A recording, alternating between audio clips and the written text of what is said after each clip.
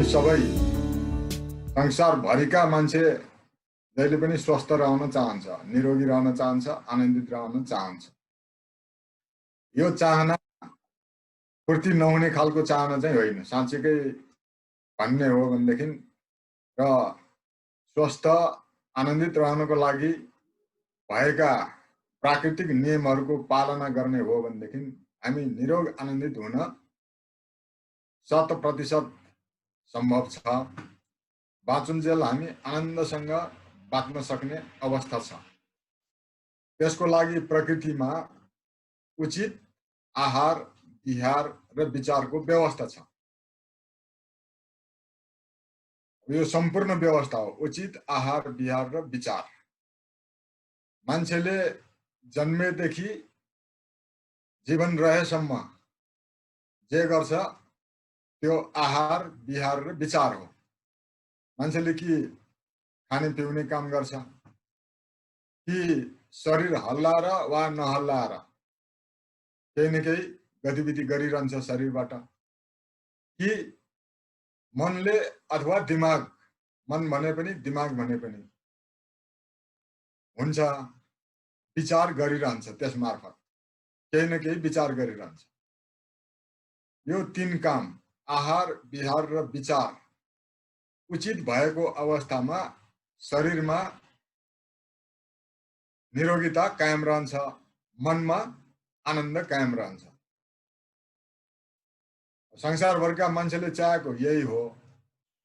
तर अहिलेको अवस्थामा यसो मान्छेहरूको अनुहार हेर्दा, ढाँचा काँचा हेर्दा अधिकांश मान्छेहरू यो अवस्थाबाट अलग रहेको देखिन्छ, अर्थात् निरोग र आनन्दको अवस्थाबाट अलग रहेको देखिन्छ। अब यसको कारण चाहिँ आहार, विहार र विचार सम्बन्धी जुन नियम पालना गर्नुपर्ने हो त्यो नियम पालना नभएको अवस्था हो। मान्छेले जस्तो खानुपर्ने थियो त्यस्तो खाएको भए मजाले पचाउन सक्थ्यो। मजाले पचाउन सकेको अवस्थामा मान्छेको पेटदेखि टाउकोसम्म, टाउकोदेखि पैतालासम्म कुनै पनि समस्या आउँदैन। खानाको कारणले, आहारको कारणले शरीरले पचाउन सक्ने, पचाइसकेपछि फोहोर फाल्न सक्ने, निष्कासन गर्न सक्ने खालका आहार खाएमा मान्छे सधैँ आहारको कारणबाट निरोगी नै रहन्छ। भनेदेखि शरीरलाई अनुकूल हुने क्रियाकलापहरू, शारीरिक क्रियाकलाप भन्नाले सुत्ने, उठ्ने, बस्ने, हिँड्ने र काम गर्ने वा केही न केही शारीरिक क्रियाकलापहरू गर्ने, यी सबै काम शरीरका नियम अनुकूल हामीले सञ्चालन गरेको अवस्थामा यी विहार भन्छौँ हामी। विहारको कारणले कहिले पनि मान्छे रोगी हुनु पर्दैन, अस्वस्थ हुनु पर्दैन, सधैँ निरोगी भइरहन सकिन्छ। यस प्रकार आहार र विहारको मापदण्ड शरीर हो, शरीरको नियम हो। जे गर्दाखेरि शरीरलाई अनुकूल हुन्छ त्यस्तो किसिमको आहार खाँदाखेरि, जे गर्दाखेरि शरीरलाई अनुकूल हुन्छ त्यस्तो किसिमको विहार गर्दाखेरि हामी सबै आनन्दसँग बाँच्न सक्ने अवस्था छ। अब यो एकैछिन आहारको पनि म चर्चा गरौँ। मुख्यतः आजको विषय विचार हो। विचारको चर्चा त हुने नै छ, आहारको चर्चा अलिकति गरौँ। हामीले आहार कस्तोलाई उचित भन्ने, अनुचित भन्ने कुरो बुझ्नको निम्ति त्यति गाह्रो छैन। साँच्चीकै हामीले अलिकति मात्र हेर्ने हो भनेदेखि यसमा सबै कुरा स्पष्ट हुन्छ। आहारको उद्देश्य शरीरको निर्माण र सम्भार हो। जुन आहार खाएर हाम्रो शरीर निर्माण र सम्भार हुन्छ त्यो आहार मात्र हामीले खानुपर्छ। अहिले हाम्रो आधुनिकताको नाउँमा अनेक किसिमका तामझाम गरेर हामीले चाहिने नचाहिने खानेकुरा खाने चलन चलेको छ। अब शरीरलाई चाहिने आहार छुट्याउँदाखेरि मुख्य हामीले बुझ्नुपर्ने कुरो त्यो आहार खाएपछि भोलि निष्कासन मार्गबाट मलद्वारबाट फ्याँकिनुपर्ने मल सजिलै फ्याँकिन्छ कि फ्याँकिँदैन त्यो कुरोमा चाहिँ मुख्य ध्यान पुर्याउनुपर्छ। सम्पूर्ण आहारबाट उत्पन्न हुने रोगहरूको कारण नै खाना खाँदाखेरि चाहिँ मजाले खाने, जिब्रो पड्काउँदै खाने, तर खानाबाट उत्पन्न जुन शरीरमा मल हो त्यो मल सजिलै फ्याँक्न नसक्ने अवस्था नै खानाबाट उत्पन्न हुने समस्याको मूल कारण हो। मैले यहाँ भन्न खोजेको कुरो के हो भने जसरी हामी आनन्दसँग खान्छौँ त्यसरी नै हामीले आनन्दसँग मल त्याग गर्ने अर्थात् अर्को शब्दमा भन्ने हो भने दिशाको निष्कासन गर्ने काम सहजै हुन सक्नुपर्छ। त्यसरी सहजै निष्कासन हुने काम भयो भनेदेखि हामीले खाएको खानेकुराबाट शरीरले जुन रस ग्रहण गर्छ त्यो रस शरीरले मजाले आफ्नो जुन जुन अङ्गमा जहाँ जहाँ पुर्याउनु पर्ने हो रक्त सञ्चार मार्फत पुर्याएर सम्पूर्ण शरीरको उचित किसिमको पोषण हुन्छ। यसरी अनि निष्कासन हुने पर्ने फोहोर पनि निस्कन्छ, उचित पोषण पनि प्राप्त हुने अवस्थामा मान्छे आहारबाट स्वस्थ रहन्छ। र अब यसको निष्कासन गर्ने आहारहरू के हुन् त भन्दाखेरि प्रकृतिले हामीलाई जुन आहार उपलब्ध गराएको छ त्यसलाई कम भन्दा कम प्रशोधन या प्रशोधनै नगरिकन खान मिल्ने भए प्रशोधनै नगरिकन प्रशोधन गर्नुपर्ने भए कम भन्दा कम प्रशोधन गरेर रेसा चोकर सहितको आहार हामीले खानुपर्छ। अब यो रेसा चोकर सहितको आहारको अब सामान्य हामीले परिभाषा गर्दाखेरि यसलाई 3 बराबर आहार भन्ने हामीले गरेका छौँ। त्यसरी बुझ्दाखेरि हामी सबैलाई सजिलो हुन्छ। संसारको जुनसुकै भागमा हामी बसे पनि जहाँसुकै रहे पनि 3 बराबर आहार प्रयोग गरिरह्यो भनेदेखि हामीले पाउनुपर्ने पोषण पनि पाउँछौँ, निष्कासक जुन काम गर्नुपर्ने हो मलको त्यो निष्कासन पनि गर्न सक्ने हुन्छ। अब यो 3 बराबर आहार भन्नाले सामान्यतः हाम्रो खानामा 1 भाग अन्न, 1 भाग हरिया तरकारीहरू र 1 भाग काँचै खान मिल्ने सलाद फलफुल भनेर बुझ्नुपर्छ। हाम्रो स्वास्थ्यमा श्वास प्रश्वासको समस्या छैन भने हामीले जहिले पनि यो 3 बराबर आहार लिन सक्छौँ।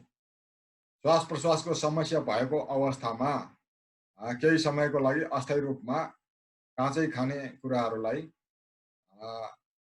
उसिनेर या तताएर खाँदाखेरि 3 बराबर आहारको उद्देश्य पुरा हुन्छ। यसरी 1 भाग अन्न पूर्ण अन्न भन्नाले कम प्रशोधन गरिएको चामल अर्थात् खैरो चामल अर्थात् नफलेको चामल अङ्ग्रेजीमा ब्राउन राइस भन्ने चलन छ। त्यस्तै पूर्ण अन्नका पिठोहरू विभिन्न किसिमका मकै, कोदो, गहुँको आटा बढी प्रचलित छ आजकल बजारमा। आटालाई चाहिँ मिहिन बनाएर चोकर झिकेर मैदाको विभिन्न किसिमको सामग्री बनाउने चलन छ। मैदाको सामग्रीमा चाहिँ चोकर हुँदैन, रेसा खुद्जा हुँदैन। रेसा खुद्जा नभएपछि हामीले पाचन प्रणालीमा जसरी पचाउनु पर्ने हो त्यसरी पचाउन सक्दैन र जसरी निष्कासन गर्नुपर्ने हो त्यसरी निष्कासन गर्न नसकेर मल अड्किने समस्या उत्पन्न हुन्छ। त्यसैले मैदा जस्ता चिजहरू जुन अन्य चिजहरूमा चोकरको कमी हुन्छ, रेसाको कमी हुन्छ, ती चिजहरू हामीले बढी खायौँ भनेदेखि अनि शरीरमा मल जम्मा भएर त्यो जमेको मलबाट रक्तमा विकार आएर रगत विकार भएपछि अनि सम्पूर्ण अङ्गहरूमा उचित पोषण नभएर तालका विभिन्न किसिमका शारीरिक समस्याहरू रोगहरू चाहिँ उत्पन्न हुन्छ। अब यो आहारबाट यस्तो हुने हुनाले हामीले 3 बराबर आहार श्वास प्रश्वासको समस्या छ भने काँचो नखाने, श्वास प्रश्वासको समस्या छैन भनेदेखि 1 भाग काँचो, 1 भाग हरियो तरकारी, 1 भाग अन्नबाट बन्ने भात, च्याख्ला, रोटी, ढिँडो अनेक किसिमको विभिन्न प्रकारका खाद्यहरू हामीले बनाएर खान सक्छौँ। बिहारको चर्चा गर्दाखेरि हामीले अब बिहार भनेको शरीरको गतिविधि भन्नाले सुत्ने उठ्नेदेखि हुन्छ भन्ने कुरो मैले अघि नै पनि भने। अब सुत्दाखेरि पनि जसरी सोझो खुकुलो भएर सुत्यौँ भन्दाखेरि हाम्रो शरीरमा नसा च्यापिने यो मेरुदण्ड बाङ्गिने यस्तो समस्या कहिले पनि आउँदैन। उभिँदाखेरि पनि सोझो खुकुलो भएर उभिने काम गर्यौँ भनेदेखि जहिले पनि मेरुदण्ड सिधा अनि टाउको चाहिँ हाम्रो मेरुदण्डको सिधा बिचैमा शरीरको बिचमा रहने गरी हामीले सोझो खुकुलो सिधा भयौँ भनेदेखि उभिएको कारणले कहिले पनि न कम्मर दुख्छ न गर्दन दुख्छ। त्यस्तै हिँड्दाखेरि पनि सोझो खुकुलो भएर हिँड्यौँ भनेदेखि हाम्रो कम्मर दुख्ने गर्दन दुख्ने थाकै लाग्ने हुँदैन। त्यस्तै कुनै पनि काम गर्दाखेरि कम्मरलाई सोझो खुकुलो राख्ने काममा ध्यान पुर्याउनु पर्छ। निहुरेरै काम गर्नु पर्यो भने पनि केही समय निहुरेपछि एकछिन सोझो खुकुलो भएर एकैछिन आराम गर्ने त्यो किसिमको व्यवस्था भयो भनेदेखि हाम्रो यो कम्मरमा नसा च्यापिने गर्दनमा नसा च्यापिने खालका समस्याहरू कहिले पनि आउँदैन। यो उचित बिहारको कुरा गर्दाखेरि यो मेरुदण्डको स्थितिलाई एकदमै ध्यान दिनुपर्छ। मेरुदण्डको स्थिति सोझो खुकुलो रहेको अवस्थामा नसा च्यापिने समस्याहरू हामीलाई लगभग हुनै सक्दैन। त्यस्तै अनि सुत्ने समय उठ्ने समय सुत्ने समयावधि यी सबै हाम्रो ठिक हुनुपर्छ। हाम्रो लगभग 6 देखि 8 घण्टाको निन्द्रा अब त्यो उमेर हेरेर कम उमेरका मान्छेहरू अलिक बढी सुत्नुपर्छ, बढी उमेरका मान्छेहरू अलिक कम सुतेर पनि पुग्छ। गाढा निन्द्रा पर्यो भनेदेखि 5-6 घण्टाले पनि मजाले निन्द्रा पुग्छ। यसरी निन्द्राको अनि आरामको र परिश्रमको कुरामा चाहिँ तालमेल मिल्नुपर्छ। अब सहरिया जीवन बिताइरहेका मान्छेहरूले अब शारीरिक परिश्रम गर्ने ठाउँ कम पाएको हुन्छ। त्यस कारणले सहरमा बस्ने मान्छेहरूले अनिवार्य दिनको लगभग 1 घण्टा हिँड्ने काम या सबै किसिमको शरीरका अङ्ग र जोड्नेहरू सञ्चालन हुने किसिमको हल्का व्यायाम गर्यो भनेदेखि शरीर सधैँ तरोताजा रहन्छ। ग्रामीण क्षेत्रमा बस्ने मान्छेहरूले पनि सबै अङ्ग सञ्चालन हुने जोड्ने सञ्चालन हुने खालका हल्का व्यायाम गर्यो भनेदेखि शारीरिक परिश्रम गर्ने क्षमता अझ बढ्छ। यसरी उचित बिहार गरेपछि बिहारको कारणले उत्पन्न हुने नसा च्यापिने लगायत निन्द्रा नपुग भएर हुने समस्या लगायत बढी सुतेर हुने समस्या लगायत सबै किसिमका समस्याहरू बढी परिश्रम गरेर हुने समस्या बढी आराम गरेर हुने समस्या यी सबै समस्याबाट हामी मुक्त हुन सक्छौँ। यो आहार र बिहारको अब हामीले के कसो गर्ने भन्ने कुरो सबैको मापदण्ड चाहिँ हाम्रो शरीर हो। हाम्रो शरीरले सबै कुरा बताउँछ। हामीले शरीरलाई राम्रोसँग हेर्ने र हरेक कुरामा शरीरसँग सोध्ने काम गर्यो भनेदेखि शरीरले राम्रोसँग बताउँछ। यदि अब भन्नु होला कसैले शरीरले के बताउँछ बोल्दैन भन्ने किसिमको, शरीर आफैले बोल्ने होइन, शरीरले सङ्केत गर्छ र सङ्केतलाई हामीले बुझ्नुपर्छ। बुझ्यो भनेदेखि हामीलाई आहार बिहारको कारणले समस्या हुँदैन। जस्तै खाँदाखेरि अब पेट उकुस मुकुस हुने गरी खायो भनेदेखि बढी खायो भनेदेखि के हुन्छ त पेट उकुस मुकुस हुन्छ। पेट उकुस मुकुस हुनुको अर्थ के हो त हामीले बढी खायौँ। अनि परिश्रम गर्दाखेरि नि बढी परिश्रम गर्यो भने बढी थकाइ लाग्छ। बढी थकाइ लागेपछि के भयो त हामीले बढी परिश्रम गर्यौँ भनेर बुझ्नु पर्यो। सुतेको तरिका मिलेन भने या त कम्मरमा या त गर्दनमा समस्या आउँछ, सड्किने समस्या, नसा च्यापिने समस्या आउँछ। त्यसकारण जब शरीरमा समस्या आउँछ हामीले गरेको मिलेन, जब शरीरमा समस्या आउँछ हामीले खाएको मिलेन भनेर शरीरलाई आधारको रूपमा बुझेर शरीरलाई मापदण्डको रूपमा बुझेर हामीले के गर्दा शरीरलाई सजिलो हुन्छ त्यसको व्यवस्था हामी आफैले गर्नुपर्छ। सबै कुराको नियम शरीरसँग छ, शरीरमा छ, अर्थात् प्रकृतिमा छ। सबै कुरा शरीरले बताउँछ।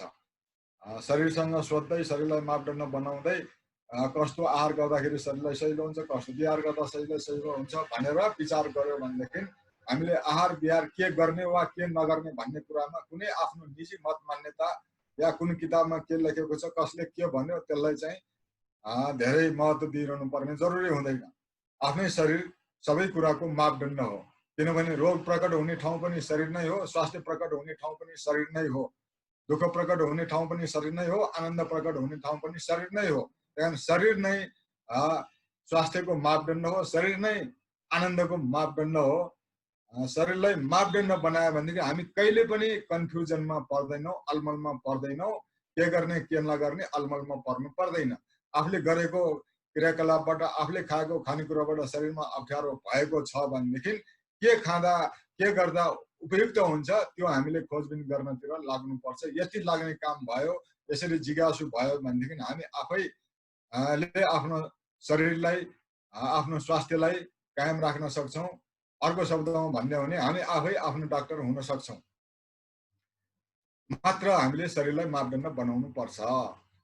अब आहार र विहारको कुरो मैले गरेँ। अब यो जति लामो गरेर चर्चा गरे पनि नसिद्धिने कुरा हो। मैले छोटो समयमा प्रस्ट्याउन खोजेँ। अब लागौँ विचारतिर। आहार विहार विचार शरीरमा स्वास्थ्य कायम रहने र नरहने कुराको मुख्य कारक हो भन्ने कुरो मैले सुरुमै पनि भनिसकेँ।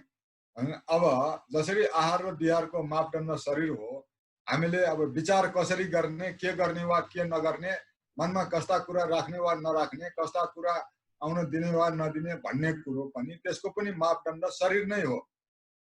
जब हामी स्वास्थ्यको कुरा गर्छौँ, आनन्दको कुरा गर्छौँ, शरीरलाई मापदण्ड बनाउने काम गरेन भनेदेखि हामी अलमलमा पर्ने हुन्छौँ, बाहिर भड्किने हुन्छ, अनेक किसिमका मतान्तर उत्पन्न हुने हुन्छ।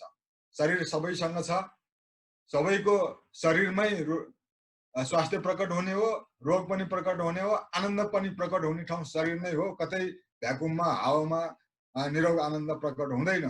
त्यसकारण विचारको मामलामा पनि हामीले शरीरलाई मापदण्ड बनाएर कुन विचार उचित हो, कुन विचार अनुचित हो भनेर छुट्याउनु पर्छ। जसरी आहार विहारमा शरीरलाई मापदण्ड बनाएर उचित आहार र अनुचित आहार हामी छुट्याउँछौँ, त्यस्तै उचित विहार र अनुचित विहार छुट्याउँछौँ, त्यस्तै विचार पनि उचित र अनुचित के हो भन्ने कुरो मैले भन्ने होइन, शरीरले भन्छ। मेरो कुनै निजी मत मान्यता केही पनि छैन। शरीरले जे भन्छ त्यो नै सत्य हो, शरीरले जे भन्दैन त्यो पनि सत्य हो। त्यसकारण त्यो सत्य, शारीरिक सत्यलाई ग्रहण गर्ने काम हामीले गर्यौँ भनेदेखि विचार कसरी उचित हुन्छ भन्ने कुरो हामीलाई थाहा हुन्छ र कुन विचार उचित हो भन्ने कुरो हामीलाई थाहा हुन्छ। विचारको मापदण्ड पनि शरीर नै हो। यसरी हेर्दाखेरि हामीले कुन विचार उचित, कुन विचार अनुचित भनेर छुट्याउँदाखेरि यदि छुट्याएर यसमा गहिरिएर विचार गर्दै जाने हो भने हामीले चारवटा कुरा देख्नेछौँ। चारवटा बुँदामा हामी पुग्नेछौँ। अहिलेका संसारका मान्छेहरूले कुनै पनि क्रियाकलाप गर्दा वा खानेकुरा खाँदाखेरि विचार गरेरै खान्छ। तर विचार गर्दाखेरि जुन कुराको आधार लिइन्छ त्यो आधार फरक पर्नाले विचार सही र गलत अथवा उचित र अनुचित हुन जान्छ। अधिकांश मान्छेहरूले अहिले के गरिरहेको देखिन्छ भनेदेखि आफूलाई के मन पर्छ वा के मन पर्दैन त्यस आधारमा आहार विहार गर्ने गरेको या कुनै पनि क्रियाकलाप गर्ने गरेको देखिन्छ। र अर्को चाहिँ आधार के लिने गरेका छन् मान्छेहरूले, अधिकांश मान्छेहरूले भनेदेखि आफ्नो मत मान्यता, निजी मत मान्यता के हो हैन, आफूले के मानेर आएको छ, आफ्नो मान्ने र नमान्ने जुन मत मान्यता छ त्यस आधारमा क्रियाकलाप गर्ने गरेको देखिन्छ, आहार विहार गर्ने गरेको देखिन्छ। त्यसकारण यो चारवटा कुरा मनपर्ने र मन नपर्ने आधारमा गर्ने क्रियाकलाप र मान्ने र नमान्ने आधारमा गर्ने क्रियाकलाप, मतको आधारमा मान्ने र नमान्ने, सत्य के हो भन्ने कुरामा ध्यान नदिकन मेरो मत के हो, हाम्रो मत के हो, हाम्रो संस्कार के हो, हाम्रो मान्यता के हो, मेरो मान्यता के हो भन्ने आधारमा क्रियाकलाप गर्ने, यस्तो किसिमको चाहिँ चारवटा बुँदाबाट मान्छेहरू बढी परिचालित भइरहेका छन्। मनपर्ने या मन नपर्ने, मान्ने र नमान्ने आधारमा मान्छेहरूले चाहिँ आहार विहार गर्ने र विविध किसिमको सामाजिक क्रियाकलापहरू गर्ने गरेको देखिन्छ। जब हामीले मनपर्ने र मन नपर्ने आधारमा या मान्ने र नमान्ने आधारमा आफ्नो निजी मत मान्यताको कसैको निजी मत मान्यता जातीय सांस्कृतिक राष्ट्रिय या कुनै साम्प्रदायिक मत मान्यताको आधारमा जब हामी केही कुरा गर्ने गर्छौँ या गर्ने गर्दैनौँ त्यसले शरीरमा ठुलो असर परेको हुन्छ। यसरी मत मान्यताको आधारमा र मनपर्ने मन नपर्ने भावको आधारमा जब हामीले आहार विहार गर्छौँ त्यसले चाहिँ अनि शरीरमा कहिले राम्रो गर्न पनि सक्छ कागताली परेर, अधिकांश त चाहिँ त्यसले नराम्रो नै गरेको हुन्छ। अहिले अधिकांश मान्छेले अनुचित आहार किन गरिरहेछन् त भन्दाखेरि मन परेर गरिरहेछन्। धेरै मसला किन खाइरहेछन् त मन परेर खाइरहेछन्। धेरै नुन किन खाइरहेछन् त भन्दाखेरि मन परेर खाइरहेछन्। अमिलो पिरो धेरै किन खाइरहेछन् त भन्दा मन परेर खाइरहेछन्। अनि हरियो सब्जी किन खाइरहेछन् त मन नपरेर खाइरहेछन्। हैन, भातको अथवा खानाको ठिक्क मात्रा किन खाइरहेछन् त धेरै खान मन लागेर खाइरहेका छैनन्। त्यसैले यो सबै मनपर्ने र मन नपर्ने भावको आधारमा अनुचित आहार भइरहेछ। त्यसैले मान्छेहरूले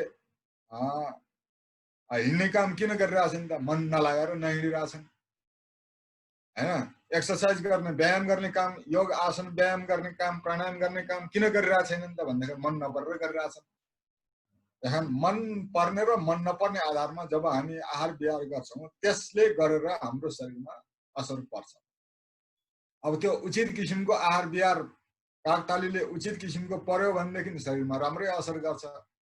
अब अनुचित किसिमको पर्यो भने शरीरमा नराम्रो असर गर्छ। नराम्रो असर भनेको रोग हो, राम्रो असर भनेको स्वास्थ्य हो। त्यसकारण हामीले विचारलाई उचित बनाउने हो भने मापदण्ड शरीर हो। जस्तो किसिमको विचार गरेर हामी जस्तो किसिमको क्रियाकलाप गर्छौँ त्यसको असर शरीरमा कस्तो पर्यो त भनेर जब हामी हेर्छौँ तब हामीले त्यो विचार उचित हो कि अनुचित हो भनेर छुट्याउन सक्छौँ। यसरी छुट्याउँदाखेरि कुनै मत मान्यतामा हामी अल्झिरहनु पर्दैन, कसैको भनाइमा अल्झिरहनु पर्दैन। सबै कुरो आफ्नै शरीरले बताउँछ। अब उदाहरणको लागि कसैलाई रिसाउन मनपर्छ, कसैलाई रिसाउन मनपर्छ, मानिलिउँ रिसाउन मनपर्छ, कसैले केही भन्यो झनक्क रिसाइदियो, रिसाएर चाहिँ उसले अब जुन रिस उठेपछि जुन गतिविधि हुन जान्छ त्यस्तो गतिविधि गर्छ भने रिसाएपछि शरीरमा के असर पर्छ त भनेर हामीले विचार गर्ने हो भनेदेखि अनि रिस उचित हो कि अनुचित हो हामीलाई थाहा लाग्छ। उचित हो कि अनुचित हो त रिस भनेर बताउने आधार, बुझ्ने आधार मापदण्ड के हो त शरीर हो। जब हामी रिसाउँछौँ शरीरमा कस्तो असर पर्छ त मान्छेलाई रिस उठेपछि वा मान्छे रिसाएपछि यदि हामीले शरीरलाई हेर्ने हो भने शरीरमा दुईटा असर तत्कालै परेको हुन्छ। एउटा असर श्वास छोटो छोटो हुन्छ, श्वास फुल्छ, श्वास श्वास श्वास आउन थाल्छ। जब रिसाउँछ श्वास श्वास श्वास फुलेर श्वास श्वास आउन थाल्छ। एउटा असर यो पर्छ। जब कुनै व्यक्ति रिसाउँछ तब यसरी श्वास फुल्ने क्रममै अनि शरीरभित्र श्वास फुल्नुको अर्थ के हो त शरीरमा जुन प्राणवायु शरीरभित्र जानुपर्ने हो त्यो पुरा जान सकेको हुँदैन। अनि त्यो जान नसक्नुको कारण के हो त भन्दाखेरि जब हामी रिसाउँछौँ तब हाम्रो श्वास नाली खुम्चिन जान्छ। जब श्वास नाली खुम्चिन्छ प्राणवायु पुग्ने गरी शरीरभित्र पुग्न सक्दैन, अक्सिजन पुग्ने गरी पुग्न सक्दैन। त्यसको कारणले शरीरलाई पुग्ने अक्सिजन नभएपछि अनि शरीरले बढी अक्सिजन लिन खोज्दाखेरि श्वास फुल्छ। शरीरलाई त हामी रिसाओस् या नरिसाओस् उसलाई चाहिने मात्रामा अक्सिजन चाहिरहन्छ। अक्सिजन नपुगेपछि श्वास फुल्छ। श्वास फुल्नुको कारण हो रिसाएपछि श्वास नाली खुम्चिनु। जब श्वास नाली खुम्चिन्छ अनि त्यस्तो हुन्छ। जब श्वास नाली खुम्चेपछि अनि अर्को असर के हुन जान्छ त रक्त नाली पनि खुम्चिन्छ। रक्त नाली खुम्चेपछि अनि के हुन्छ त भन्दाखेरि मुटुले शरीरभरि शरीरका सम्पूर्ण पैतालादेखि टाउकोसम्म जुन रगत पुर्याउन पर्ने हो त्यो पुर्याउने काममा बाधा अडचन आइपर्छ र मुटुले बढी अनि धड्किनु पर्ने हुन्छ। रिसाएपछि यसरी चाहिँ मान्छेको शरीरमा दुईटा असर पर्ने गरेको देखिन्छ। एउटा श्वास नली खुम्चिन्छ, श्वास फुल्छ। अर्को रक्त नली खुम्चिन्छ, मुटुको ढुकढुकी बढ्छ। यो चाहिँ हरेक मान्छेले अनुभव गर्न सक्ने कुरा हो। यसपछि अन्य कुरा जाँच गर्यो भने कति कुरामा गडबड हुन्छ। रिसाएको बेलामा प्रेसर जाँच्यो भने प्रेसर बढेको हुन्छ है, रक्तचाप बढेको हुन्छ। यस्तै अन्य धेरै जाँच गरे तर त्यही केही पनि जाँच नगरिकन मान्छेले नाङ्गो आँखाले हेरेरै अथवा आँखाले नहेरिकनै पनि मान्छेले देख्ने कुरो बुझ्ने कुरो के हो भने श्वास फुल्छ, मुटुको ढुकढुकी बढ्छ। मुटु बढी नै ढुकढुक गर्न थाल्छ। जब मान्छे सधैँ रिसाइरहन्छ, सधैँ श्वास फुलिरहन्छ अनि सधैँ मुटुको ढुकढुकी असामान्य भइरहन्छ, बढी नै ढुकढुक गर्न थाल्छ। यसले शरीरमा रक्त सञ्चार र श्वास सञ्चारको गडबडी भएपछि शरीरका कोष कोषमा अङ्ग अङ्गमा जुन किसिमको प्राणवायु र अनि जुन किसिमले खाद्य रस पुग्नु पर्ने हो त्यसरी पुग्न नसकेर अङ्गहरू बिरामी पर्न थाल्छन्। जब अङ्गहरू बिरामी पर्छन् शरीरमा अनि रोग प्रकट हुन्छ। यसरी विचार र स्वास्थ्यको सम्बन्ध यसरी सिधै छ। हामीले अलिकति मात्र शरीरलाई ध्यान दियौँ भनेदेखि अनि हामीले थाहा पाउँछौँ। अब रिसको मात्र कुरा होइन, कुनै पनि विचार ठिक हो कि होइन त भन्ने कुरो बुझ्ने आधार यो शरीर नै हो। अब शरीरमा पर्ने असरको आधारमा हामीले अब रिसाउनुलाई उचित भन्ने कि अनुचित भन्ने भन्दाखेरि अनुचित भन्नु पर्यो। रिसाउने विचार के हो त? अनुचित विचार हो। त्यस्तै चिन्ता गर्दाखेरि पनि के हुन्छ त भन्दाखेरि यही नै असर पर्छ शरीरमा। श्वास नली खुम्चिन्छ, रक्त नली खुम्चिन्छ, श्वास फुल्छ, मुटुको ढुकढुकी बढ्छ। त्यस्तै हामीले कसैप्रति बेइमानी गर्ने काम, आफैप्रति पनि बेइमानी या अरूप्रति बेइमानी गर्ने काम गर्यो भनेदेखि आफ्नो काममा बेइमानी गर्ने काम गर्यो भनेदेखि के हुन्छ त भनेदेखि त्यसले पनि शरीरमा श्वास नली खुम्चिने, रक्त नली खुम्चिने भई श्वास फुल्ने र मुटुको ढुकढुकी बढ्ने अवस्था आउँछ। त्यस्तै अरूलाई अपमान गर्ने, घृणा गर्ने काम गर्दाखेरि पनि हाम्रो शरीरमा त्यही असर पर्छ। अरूलाई हेला गर्ने, होचो ठान्ने, आफूभन्दा सानो ठान्ने, आफू ठुलो ठान्ने यस्तो भावले पनि शरीरमा यस्तै असर पर्छ। त्यहाँदेखि जुन जुन भावले शरीरमा श्वास नली खुम्चिने र रक्त नली खुम्चिने भई श्वास फुल्ने र रक्त सञ्चार गर्ने, मुटुको ढुकढुकी बढी हुने अवस्था उत्पन्न हुन्छ, ती सबै विचार अनुचित हुन् भनेर हामीले बुझ्नुपर्छ। यो कुनै मत मान्यता बनाइरहनु पर्दैन। कुन विचार उचित, कुन विचार अनुचित भनेर कसैले पनि मत मान्यता बनाइरहनु जरुरी छैन। त्यसको चाहिँ वस्तुगत आधार छ। वस्तुगत आधार भनेको यो शरीर हो। शरीरले नै सबै कुरा बताउँछ। हाम्रो निजी मत मान्यता बनाइरहनु पर्दैन। जे गर्दाखेरि, जस्तो विचार गर्दाखेरि हाम्रो शरीरमा अप्ठ्यारो असजिलो पर्न जान्छ, त्यो विचार, त्यो भाव अनुचित हो भनेर हामीले बुझ्नुपर्छ। अब यसको अर्थ के हो भन्दा अब मन पर्ने र मन नपर्ने आधारमा जे जति क्रियाकलाप, यसरी हेर्दै जाँदाखेरि हामीले के देख्छौँ, मन पर्ने र मन नपर्ने आधारमा हामीले जे जति क्रियाकलाप गर्छौँ त्यसले चाहिँ हाम्रो शरीरमा असजिलो अप्ठ्यारो पर्न जाने रहेछ भन्ने कुरो जब हामी प्रष्ट बुझ्छौँ अनि आहार विहार विचार उचित गर्नुपर्ने कुराको महत्त्व हामी बुझ्छौँ। अनुचित विचारको मापदण्ड पनि शरीर, उचित विचारको मापदण्ड पनि शरीर, अनुचित विचारको मूल बुँदा मनपर्ने भाव, मन नपर्ने भाव, मान्ने भाव, नमान्ने भाव अथवा निजी मत मान्यता बनाउने भाव। यी चार बुँदाको आधारमा हामीले विचार गरिरहेसम्म, क्रियाकलाप गरिरहेसम्म सबै हामीबाट हुने सबै क्रियाकलाप र विचार अनुचित हुन्छ। यी चार बुँदाबाट मुक्त भएर मन पर्ने पनि छैन, मन नपर्ने पनि छैन, कुनै कुरा आफ्नो निजी मत मान्यता अनुसार मान्ने पनि छैन, नमान्ने पनि छैन।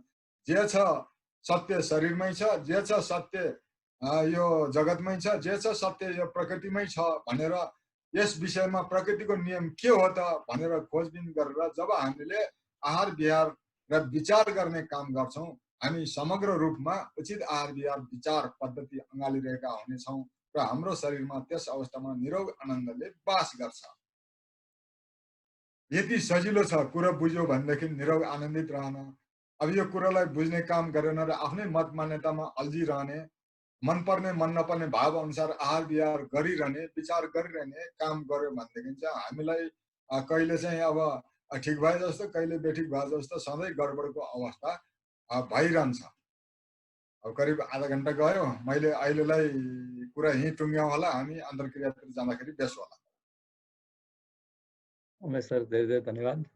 उमेश सरले एकदम संक्षिप्तमा आहार विहार विचारको चाहिँ प्रसङ्गलाई एकदम छोटोमा चाहिँ अब आधी घन्टा, उहाँको पुस्तकै हेर्नुभयो भने यो निरोग आनन्दको रहस्य भन्ने एउटा पुस्तक छ र यसमा विस्तृत रूपमा चाहिँ यो कुराहरू चाहिँ लेखिएको छ र यसलाई चाहिँ अघि उहाँले भन्नुभयो आहारकै विषयहरू मात्रै कुरा गर्दाखेरि नि एकदम धेरै कुराहरू हामीले चाहिँ बुझ्नुपर्ने कुराहरू छ। तर अहिले चाहिँ सारांशमा बुझ्दाखेरि अब विचारलाई हामी फोकस गरेर कुरा गर्दाखेरि आहार विहार विचार मध्ये पनि सबैभन्दा चाहिँ प्रमुख चाहिँ विचार हुँदो रहेछ र विचार चाहिँ ठिक भएपछि आहार र विहार पनि ठिक ठाउँमा आउँदो रहेछ भन्ने खालको उहाँले भन्नुभयो। र अहिले भर्खर जुन उहाँले प्रस्तुत गर्नुभयो यसमा केही प्रश्नहरू र अरू जिज्ञासाहरू छ भने अहिले प्रश्नको लागि अहिले माइक अन गर्नु होला र प्रश्न सोध्न सक्नुहुन्छ।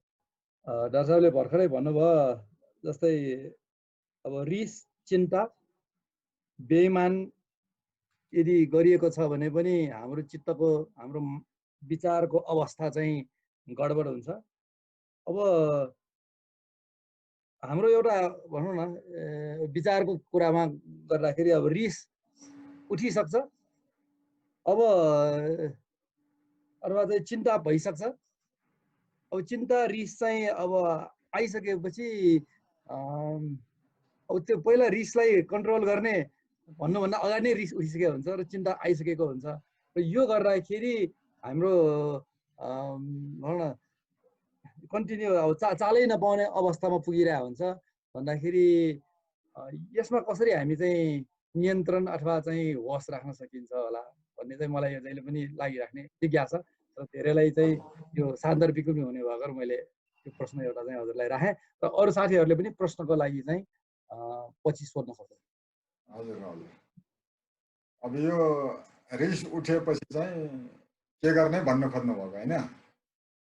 हजुर, रिस नउठाउने उपाय केही छ कि भनेर? रिस त आफै उठिहाल्छ। रिस नउठाउने उपाय त अब जति हामीले राम्रोसँग बुझ्छौँ त्यही नै हो। अब रिस उठेपछि के गर्ने त? रिस उठ्दाखेरि अब मान्छेलाई रिस उठ्यो भन्ने, मलाई रिस उठ्यो भन्ने चाहिँ जब चाल पाउँछ, चाल पाउन साथै मान्छेको रिस कम हुन सक्छ यदि यो कुरा सुनेको मान्छे पर्यो भने। रिस उठ्न साथै अब मान्छे त त्यो बेलामा चाहिँ होस हराएको हुन्छ। रिस उठ्नु भनेकै होस हराएको अवस्था हो। जुन कुरालाई आधारको रूपमा लिनुपर्ने हो विचार गर्नको निम्ति, त्यो कुरालाई आधारको रूपमा नलिकन होस हराएको अवस्था रिसको अवस्था हो। जब रिस उठ्छ तब मान्छेमा एकछिनपछि त मलाई रिस उठ्यो भन्ने त थाहा हुन्छ। जब रिस उठ्यो भन्ने थाहा हुन्छ त्यस अवस्थामा यो कुरा सम्झना साथै मैले जे भन्दैछु यो कुरा सम्झना साथै, अब यो कुरो कहिले नसुनेको मान्छेलाई त अलिक डर लाग्ला। यो कुरा सुन्न साथै सम्झना साथै यो कुरा सुनेको मान्छेले यो कुरा सुन्न साथै के गर्न सक्छ त भने रिसाएपछि त अब यो श्वास नली खुम्चिँदो रहेछ, रक्त नली खुम्चिँदो रहेछ, अनि श्वास फुल्दो रहेछ, मुटुको ढुकढुकी बढ्दो रहेछ, त्यसले शरीरमा हानि गर्दो रहेछ। हामीले चाहेको चाहिँ शरीरमा लाभ होस् भन्ने, तर शरीरमा हानि गर्दो रहेछ भनेर जब मान्छेले विचार गर्छ, विचार गर्न साथै रिसको डिग्री तत्कालै तल झर्दै झर्दै झर्दै एकैछिन विचार गऱ्यो भने जिरोमा पुग्छ रिसको डिग्री। मुख्य कुरो मलाई रिस उठ्यो भनेर चाल पाउनु पर्यो, चाल पाउन साथ विचार गर्नु पर्यो, विचार गरेपछि रिसको डिग्री जिरोमा झर्छ। अब रिसको डिग्री जिरोमा झर्नु सबैभन्दा राम्रो उपाय विचार गर्नु हो। अब यसको निम्ति अस्थायी उपायहरू विभिन्न दिने गरिएको छ हैन, श्वासमा ध्यान दिने आदि इत्यादि हो, त्यो पनि हो। तर त्योभन्दा पनि अझ राम्रो जब तपाईँ हामी विचार गर्छौँ मलाई रिस उठ्यो, रिसाउनु हुने कुरो होइन भनेर जब विचार गर्छौँ, रिसाएर केही पनि फाइदा छैन, आफूलाई पनि फाइदा छैन, अरूलाई पनि फाइदा छैन भन्ने कुरो जब हामी विचार गर्छौँ रिसको डिग्री तत्कालै जिरोमा झर्छ। अन्य अब अस्थायी उपायहरू गर्नुभन्दा यो स्थायी उपाय गर्नु नै सबैभन्दा बेस्ट हो। हरेक मान्छेले कुरो चाह्यो भने यो गर्न सक्ने कुरो विचार आफैले गर्ने हो, कसैले जबरजस्ती गराइदिनु पर्दैन। रिसाएर मलाई पटक्कै फाइदा छैन, रिसाएर अरूलाई पनि फाइदा छैन र जुन कारणले रिस उठ्यो भनेर हामीले चाहिँ अत्तो थापिरहेका छौँ हैन। अब मान्छेहरूले आफू रिसाउँदाखेरि जहिले पनि के गर्छ त भन्दाखेरि अरूलाई दोष दिन्छ, अरूलाई दोष दिने चलन छ। फलानाले यस्तो भन्यो त्यसकारणले मलाई रिस उठ्यो, फलाना ठाउँमा यस्तो घटना भइदियो त्यसकारण मलाई रिस उठ्यो, यस्तो भएपछि मलाई रिस उठ्दैन त भनेर अन्य घटना या अन्य व्यक्तिलाई दोष दिने चलन छ रिसाउँदाखेरि। जब हामीले एकछिन विचार गर्छौँ तब त्यो दोष दिने अवस्था खतम हुन जान्छ अनि आफ्नो दोष देखिन थाल्छ। आफू रिसाएर त सबभन्दा पहिला त आफूलाई हानि हुने हो, आफ्नो शरीरलाई हानि हुने हो, श्वास फेर्नै गाह्रो हुने हो, मुटुबाट रक्त सञ्चालन हुने काममै बाधा हुने हो। त्यसकारण सबभन्दा पहिला त मलाई नै हानि हुने हो, मेरो शरीरलाई नै हानि हुने हो। अब मलाई भनेको के त, हामी अहिले शरीरमा छौँ, शरीरले हाम्रो प्रयत्न गरिरहेछ, त्यस शरीरलाई ठिक राख्ने काम गर्नु नै हाम्रो प्राथमिक कर्तव्य हो। जब रिसाउँदाखेरि शरीरलाई हानि हुन्छ भने त्यो मलाई भएको हानि हो भनेर जब बुझ्छ र मलाई आफैले घात गर्नु हुँदैन भनेर जब बुझ्ने काम हुन्छ, विचार गरेपछि यो बुझ्ने काम हुन्छ र रिसको डिग्री तत्कालै 0 मा पुग्छ, शून्यमा जान्छ। यो अब पुरानो संस्कारको कारणले रिस चाहिँ बेला बेलामा झनक्क उठ्छ। पुरानो संस्कार, जो संस्कार भनेको अब नानीदेखि लागेको बानी हैन, नानीदेखि लागेको बानी हाम्रो अब अहिले समाजमा अब बच्चाहरूलाई सुरुदेखि नै रिसाउने काममा अभ्यस्त गराइसकेको हुन्छ, अनेक किसिमको अनुचित विचारमा अभ्यस्त गराइसकेको हुन्छ। त्यस कारणले यो रिसको संस्कार चाहिँ समाजव्यापी बनेको छ।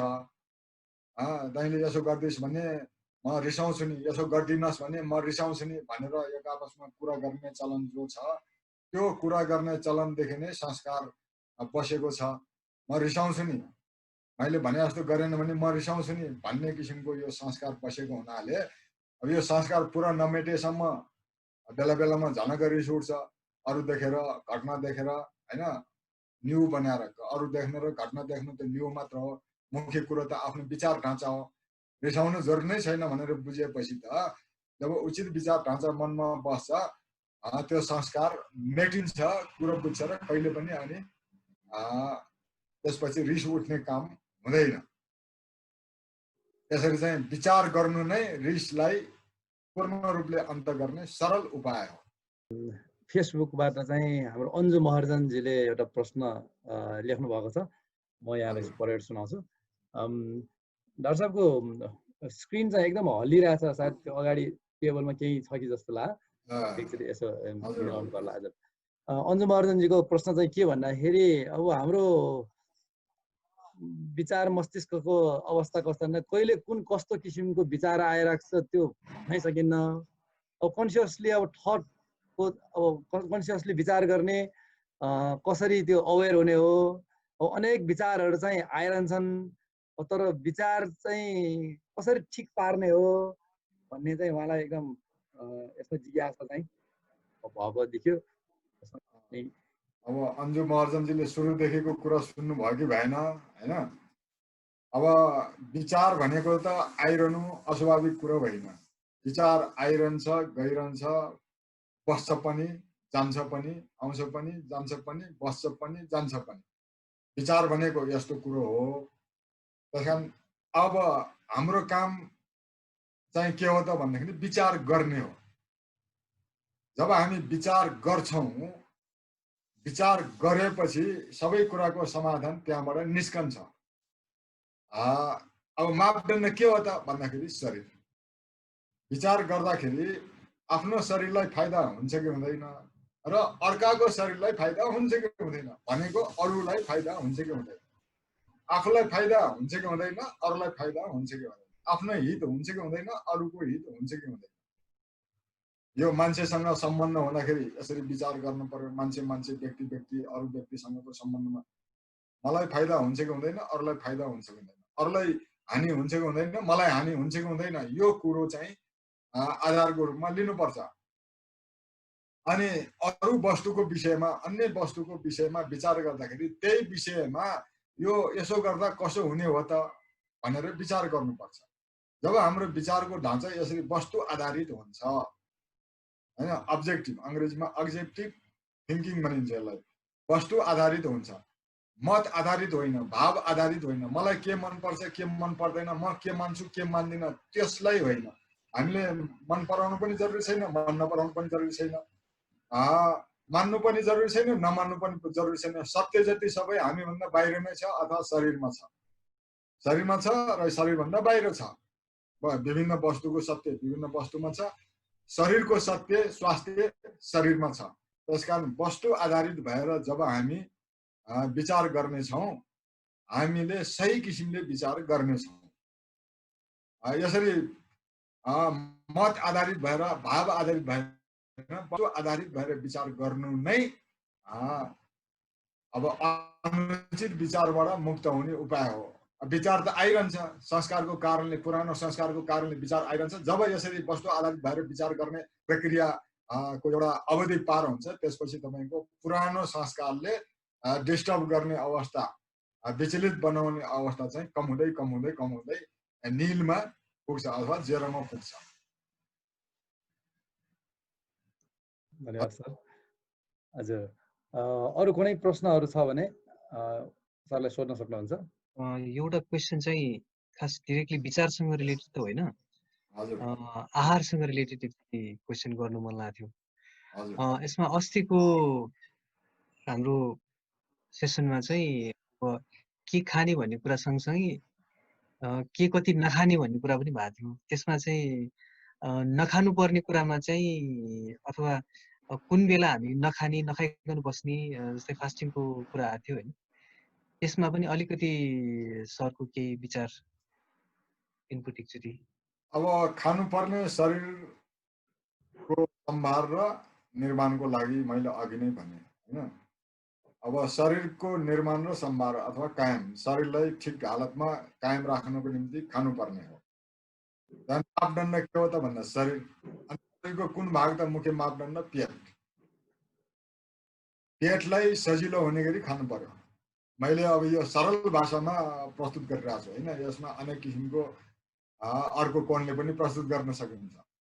तर सबैले, हरेक व्यक्तिले, सामान्य अनपढदेखि धुरन्धर विद्वानसम्मले बुझ्नुपर्ने एउटा कुरा के हो भन्दाखेरि आफ्नो पेट। जे खाँदाखेरि पेटलाई असिलो हुन्छ त्यो नखाने, जति खाँदाखेरि पेटलाई असिलो हुन्छ त्यति नखाने, जे खाँदाखेरि पेटलाई सजिलो हुन्छ त्यो खाने, जति खाँदाखेरि पेटलाई सजिलो हुन्छ त्यति खाने।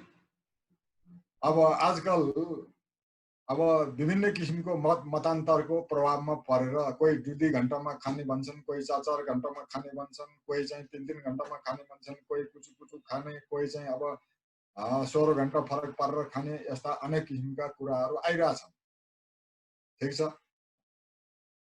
पेटसँग सोधौँ न यी सबै कुरो। पेटसँग सोधौँ, पेटले ठिक छ भन्यो भने त्यो ठिक छ, पेटले ठिक छैन, शरीरले ठिक छैन भन्यो भने त्यो ठिक छैन। त्यसको पालना गरेर पेटलाई अप्ठ्यारो भयो भने गडबड भइरहन्छ। अब 2-2 घण्टामा खाएर पेटलाई सजिलो भएको छ त, पेटका रोगहरू सम्पूर्ण खत्तम भएको छ त भन्दाखेरि अधिकांश अवस्थामा 2-2 घण्टामा खाएर पेटका समस्याहरू खत्तम हुनुको सट्टा पेटको समस्या चाहिँ स्थायी रूपले कायम रहेको देखिन्छ। कमसेकम 4 घण्टा फरकमा खाएको, 4 घण्टा पछि, 4-5 घण्टा पछि खाएको, दिउँसो 4-5 घण्टा पछि 5-6 घण्टामा खाएको अवस्थामा चाहिँ पेटलाई अलि सजिलो भएको देखिन्छ।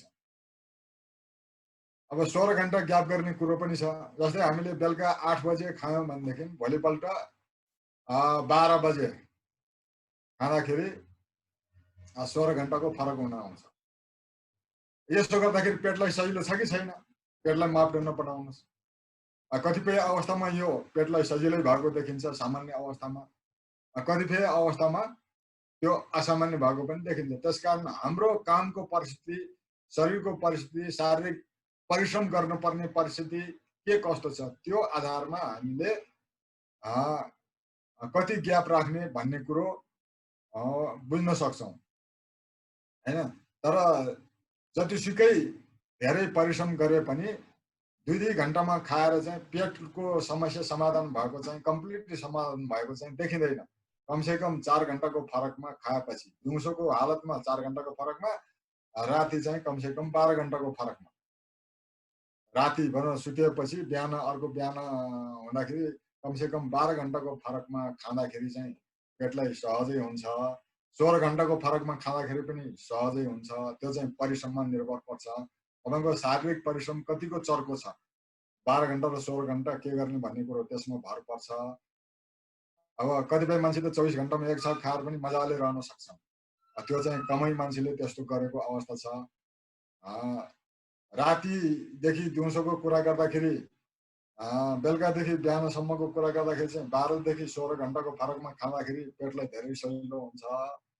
दिउँसो चाहिँ कमसेकम 4 घण्टा 5 घण्टा कमसेकम है, बढीमा त अझ बढी गऱ्यो हुन्छ, कमसेकम 4 घण्टा पछि 5-6 घण्टामा खाँदाखेरि चाहिँ शरीरलाई सहज हुन्छ। र अब खाँदाखेरि जहिले पनि मापदण्ड के बनाउनु पर्छ, खाएपछि पेट उकुस मुकुस नहोस्।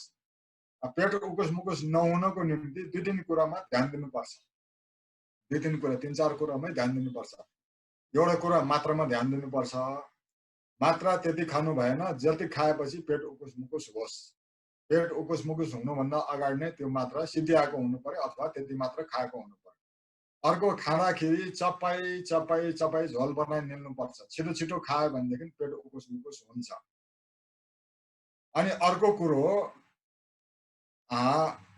खानासँग पानी, एक गाँस खाना खाने अनि एक घुटको पानी खाने, एक गाँस खाना खाने एक घुटको पानी खाने, वा खानाको बीचमा घट घट घट घट पानी खाने, यसो गर्यो भने पनि पेटमा उकुस मुकुस हुन्छ, पेट फुल्छ। त्यहाँदेखि खानासँग पानी नखाने कुरोमा स्पष्ट हुनु पर्यो। चपाएर खानुपर्ने कुरामा स्पष्ट हुनु पर्यो। पेट फुल्ने गरी नखाने कुरामा स्पष्ट हुनु पर्यो। अनि जुन अन्तरको कुरो त अघि नै भइसक्यो, कति समय अन्तरमा खाने भन्ने कुरो, त्यो स्पष्ट भएर यी 3 कुरामा पनि स्पष्ट भयो भनेदेखि हाम्रो पेटलाई सधैँ सजिलो भइरहन्छ। पेटलाई सजिलो भएपछि टाउकोलाई सजिलो हुन्छ, टाउकोलाई सजिलो भएपछि सम्पूर्ण शरीरलाई सजिलो हुन्छ। यसरी चाहिँ खानालाई तपाईले जे खानुस् उचित आहार, शरीरमा अप्ठ्यारो नहुने गरी, मात्रा त्यति मात्र खानुस् पेट नफुल्ने गरी, अनि यसरी मजाले चपाउनुस्। ठोस पनि झोल होस्, झोललाई पनि यसरी चपाउनुस् कि त्यो बिस्तारै बिस्तारै निलियोस्। यो कुरामा चाहिँ ध्यान पुग्यो भनेदेखि हामी सधैँ खानाबाट हुने समस्याबाट बच्न सक्छौँ। अनिशजीले सोध्नु भएको विषयमा अलिकति एउटा थप चाहिँ उहाँले चाहिँ उपवासको कुरा चर्चाहरू अलिकति भयो थियो।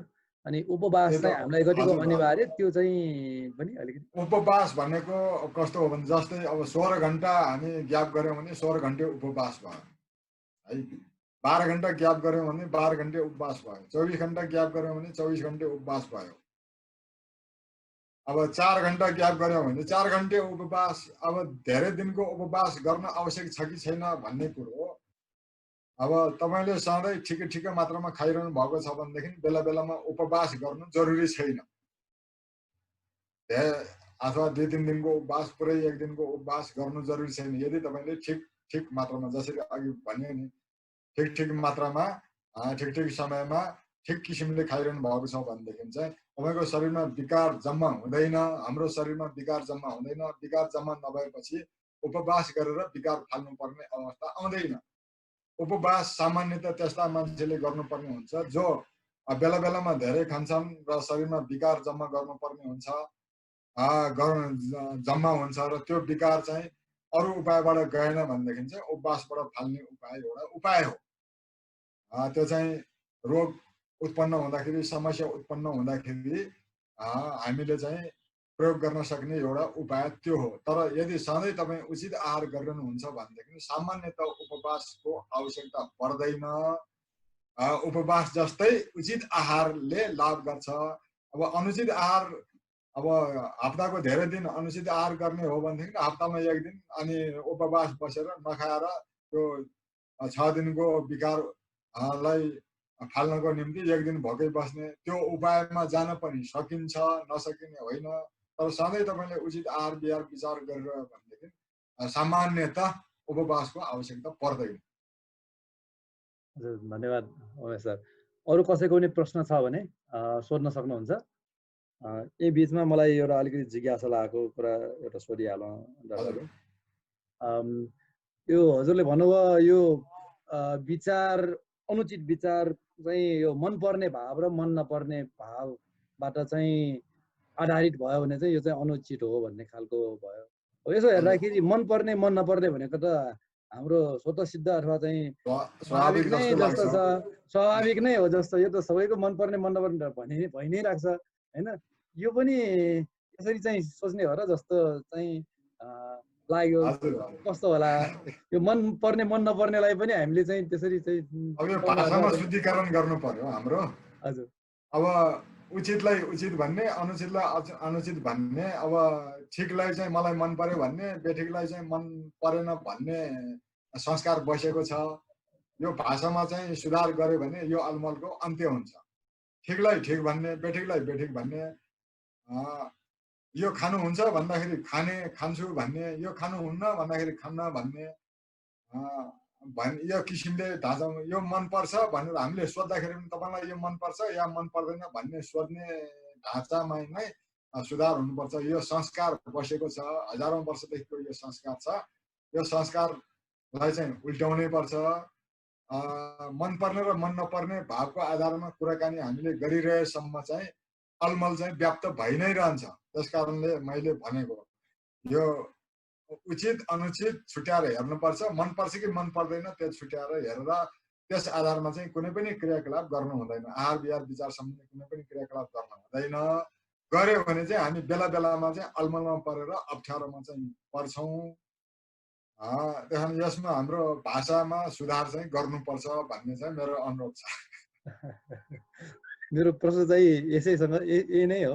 अब जस्तै मन पर्ने मन नपर्ने चाहिँ अब भइराख्छ भन्ने खालको चाहिँ यो मन पर्ने भन्ने त भइ नै राख्छ भनेपछि यो संस्कार हो भनेपछि यसलाई बदल्न सकिन्छ हजुरको हिसाबले? अब भाषामा सुधार गर्नु पर्यो अनि सहज त्यो संस्कारलाई हटाउन अनि सहज हुन्छ। हजुर मलाई मन पर्छ या मन पर्दैन भन्ने होइन कि यो ठिक हो यो बेठिक हो, यसो गर्दाखेरि यसो हुन्छ, त्यसो गर्दाखेरि त्यसो हुन्छ। ठिक बेठिक पनि हाम्रो मत होइन, मत बनाउने होइन, निजी मत मान्यता बनाउने होइन। आधार हुनु पर्यो। ठिक बेठिकको आधार के हो त? शरीर हो या अरू वस्तु हो। अरू वस्तुको बारेमा कुरा गर्छौँ भने अरू वस्तु नै हो। शरीरको बारेमा कुरा गर्छौँ भने शरीर नै आधार हो। हाम्रो मत मान्यता कुनै पनि विषयमा निजी मत मान्यता प्राइभेट ओपिनियन बनाउनु हुँदैन। बनायो भने हामी फेल खान्छौँ भन्ने चाहिँ मैले भन्न खोजेँ। विचारमा प्राइभेट ओपिनियनले ठाउँ खेल्न पायो भनेदेखि हामी बेला बेलामा विचलित भइरहन्छौँ अनि अनुचित बाटोतिर हामी लाग्छौँ। सत्यमा आधारित हुनु पर्यो। प्राइभेट ओपिनियन निजी मतमा आधारित हुनु हुँदैन। हजुर अरू कुनै प्रश्नहरू छ भने सोध्न सक्नुहुन्छ है सर। त्यो नमस्कार। हजुर उदय सर। निजी मत मान्यता मान्छे अनुसार फरक हुन सक्छ कि सक्दैन सर? त्यही त निजी मत बनाएपछि त जतिवटा टाउको छ त्यतिवटै हुन्छ। सत्य भनेको त त्यस्तो हुँदैन। सत्य भनेको त शरीरको सत्य शरीरले बताउँछ, अन्य कुनै वस्तुको सत्य त्यही वस्तुले बताउँछ हैन। यो पृथ्वीको सत्य यही पृथ्वीले बताउँछ, सूर्यको सत्य सूर्यले बताउँछ, कम्प्युटरको सत्य कम्प्युटरले बताउँछ हैन, गाडीको सत्य गाडीले बताउँछ, मान्छेको सत्य शरीरले बताउँछ। त्यसकारणले निजी मत मान्यता बनायो भने त जतिवटा टाउको त्यतिवटा बुद्धि हुन्छ, जतिवटा टाउको त्यतिवटा मत हुन्छ। सत्य भनेको एउटा विषयमा एउटै मात्र हुन्छ। विषय र प्रसङ्ग फरक पर्यो भने मात्र फरक हुन्छ। त्यसकारण हामीले आफ्नो मत बनायौँ भनेदेखि हामी खाल्डोमा खस्छौँ। हाम्रो मत केही पनि छैन, सत्य बाहेक हाम्रो भन्नु केही पनि छैन भनेर जब हामी भन्ने ठाउँमा पुग्छौँ हामी अनि शान्त हुन्छौँ र हाम्रो मनमा आनन्दले पूर्ण वास गर्छ। मतले मनमा आनन्द वास गरिरहेसम्म आनन्द कुन चराको नाउँ हो हामीलाई थाहा हुँदैन। खोजिया चाहिँ आनन्द अनि मतमा आधारित भएपछि चाहिँ आनन्द, कहिले टेन्सन कहिले अनि खुसी त्यो भइरहन्छ। हजुर धन्यवाद। प्रायुषाजीले के सोध्न लाग्नु भएको? म चाहिँ धीरज। यो मैले आहारको एउटा क्वेसन सोध्नु मन लाग्थ्यो। हजुर ब्रेकफास्ट चाहिँ बिहान उठ्ने बित्तिकै खाने हो कि कति समयपछि खाने होइन? अनि यो एक्सर्साइज पनि हामीले गर्छ, त्यो एक्सर्साइज गर्न अगाडि खाने कि एक्सर्साइज गर्दा गर्दै खाने कि एक्सर्साइज गरेपछि खाने, एउटा दुईटा भयो। अनि त्यसमा चाहिँ हामीले के खानुहुन्छ? त्यो दुध चिया पनि खान्छौँ हामी होइन? त्यो हुन्छ कि हुँदैन? यो ब्रेकफास्ट सम्बन्धी यो मैले तपाईँलाई फर्मुला दिइसकेँ होइन। अब यो दुध चिया खाने नखाने अनेक किसिमको भन्न सकिन्छ, तर मैले फर्मुला त सिकेँ। तपाईँको पेटले के भन्छ, शरीरले के भन्छ। दुध चिया खाँदा तपाईँलाई लाभ हुन्छ भने खानुहोस् हैन, तर तपाईँको शरीरले पचाउन सक्नुहुन्छ भने खानुहोस्। अब दुध चिया खाएर तपाईँको छाती घाँटी पोल्छ, अप्ठ्यारो हुन्छ भनेदेखि खानु जरुरी छैन। अब ब्रेकफास्ट कति बेला खाने, उठ्नासाथ पानी पिउने हो है। उठ्नासाथ हामी जहिले पानी पिउने काम गर्यो भने बेस हुन्छ। उठ्नासाथ सानो केटाकेटीले 1 गिलास, किशोरहरूले 3 गिलास, वयस्कले चाहिँ 3-4 गिलास पानी साथ पिउने हो। त्यो पानी पिएपछि अनि पेटमा मल निष्कासन गर्ने संकेत आउँछ, मल निष्कासन खलास हुने गरी गर्ने हो। त्यसपछि अनि व्यायाम वा मर्निङ वाक के गर्नुपर्छ गर्ने हो। अनि त्यसपछि यदि तपाईको खाना अबेरो हुन्छ 12-1 बज्छ भने मात्र ब्रेकफास्ट खानु जरुरी हुन्छ, नत्र 10 बजे भित्र खाना खाने हो भनेदेखि ब्रेकफास्ट नखाँदा नै पेटलाई आराम हुन्छ। 8 बजे ब्रेकफास्ट खाएर 10 बजे खाना खायो भने पेटलाई भार हुन्छ, ब्रेकफास्ट पनि राम्रोसँग पच्दैन, अनि खाएको खानेकुरा 10 बजे खाएको खानेकुरा पनि राम्रोसँग पच्न पाउँदैन, ग्याप कम हुन्छ। त्यहाँ ग्याप कमसे कम 4-5 घण्टा त राख्नै पर्छ। त्यो राखेन भनेदेखि चाहिँ हामीले अनि समस्या भोग्नु पर्ने अवस्था उत्पन्न हुन्छ। देखिन ब्रेकफास्ट खाने कि नखाने तपाईको बिहानको जुन खाना, अब नेपालीहरुको चलन अनुसार अक्सर 9-10 बजे खाने चलन छ। विदेशतिरको चलन अनुसार चाहिँ अब 12-1 बजे खाने गरिन्छ, उनीहरु लन्च भन्छन्, हामी बिहानको खाना भन्छौं। लन्चको ढाँचामा जाने हो भने ब्रेकफास्ट खानु जरुरी छ हल्का होइन। हाम्रो नेपाली ढाँचामै रहने हो भनेदेखि बिहान नास्ता गर्नु जरुरी छैन, 9-10 बजे भित्र खाना खाने हो भने ब्रेकफास्ट खानु जरुरी छैन। बिहान उठ्नासाथ पानी पिउने, दिशा खलास गर्ने, त्यसपछि अनि एक्सरसाइज के गर्नुपर्छ गर्ने, त्यसपछि आफ्नो काम गर्ने, खाना खाने, अनि त्यसपछि फेरि एकछिन आराम गरेर आफूले के गर्नुपर्छ काम मजाले गर्ने। दिउँसो चाहिँ घण्टा-घण्टामा पानी पिइरहने, खाना र पानी एकैचोटि खानु हुँदैन। खाना र पानीको समय अन्तर कम्तीमा 1 घण्टा हुनुपर्छ, बढीमा 2 घण्टा भए नि हुन्छ हैन। दिनभरि पानी पिइरहनुपर्छ घण्टा-घण्टामा, 5 बजेसम्म या 6 बजेसम्म। राति पिसाबले डिस्टर्ब हुन्छ भनेदेखि बेलुका सुत्ने बेला पानी नखाँदा बेस हुन्छ, नत्र सुत्ने बेला पनि 1 गिलास पानी मौसम अनुसार मन तातो या पचाउन सक्नुहुन्छ भने चिसो पानी खाँदा पनि हुन्छ। चिसो पानी खाँदाखेरि पेटमा अप्ठ्यारो हुन्छ, श्वास प्रश्वासमा अप्ठ्यारो हुन्छ भने मन तातो या तातो पानी खाने गर्नुपर्छ। यसरी चाहिँ गर्यौं भनेदेखि चाहिँ शरीरलाई मापदण्ड बनाएर विचार गर्यौं भनेदेखि चाहिँ बेस हुन्छ। मलाई ब्रेकफास्ट चाहिन्छ कि चाहिँदैन, तपाईको कामको अवस्था, शरीरको अवस्था के छ त्यस आधारमा विचार गर्नु। धन्यवाद धीरज। हाम्रो हामीसँग समय अब धेरै छैन। हाम्रो सुरेश मानन्दजीले माइक अन गर्नु प्रश्न सोध्नु सुरेशजी। हजुर